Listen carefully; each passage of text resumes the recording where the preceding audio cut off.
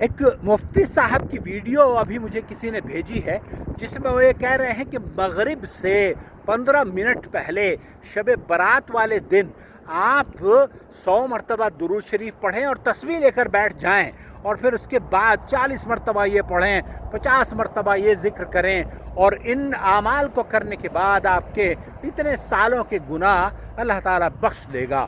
دوسرے علماء بھی اسی طرز پر گفتگو کر رہے ہیں اور کہہ رہے ہیں کہ جناب گھروں میں اس سال عبادت کریں۔ ارے بھائی، یہ کیوں نہیں کہتے کہ اس سال شب برات کی بدعتوں سے اپنے آپ کو بچا لیں؟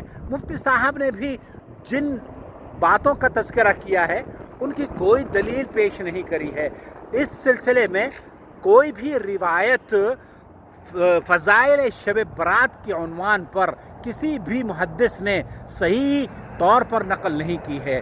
شیخ ابن باز، شیخ محمد بن صالح العثیمین اور سعودی عرب کے کبار علماء کا موقف یہ ہے کہ اس رات کا جاگنا بدعت ہے، اس سے اگلے دن کا روزہ رکھنا بدعت ہے۔ اور یہ جو مفتی صاحب کہہ رہے ہیں کہ جناب 40 مرتبہ اتنی دعائیں کرنی ہیں اور تسبیح لے کر بیٹھ جائیے اور اپنے آپ کو مصروف کر لیجئے، بدعتوں میں گھیر لیجئے، اس طرح کی کسی بھی حرکت میں آپ کو پڑنا نہیں چاہیے۔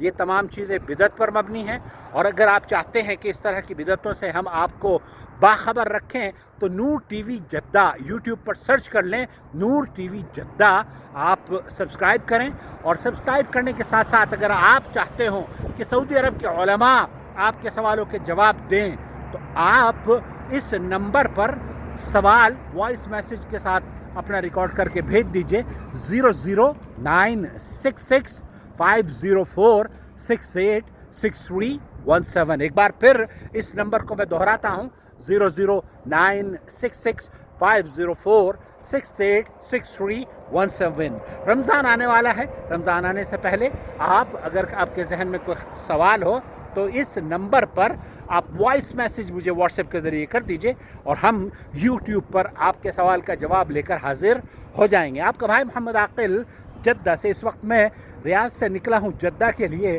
اور یہاں بیچ تقریباً 400 کلومیٹر چلنے کے بعد ابھی 600-700 کلومیٹر کا سفر ابھی بھی باقی ہے۔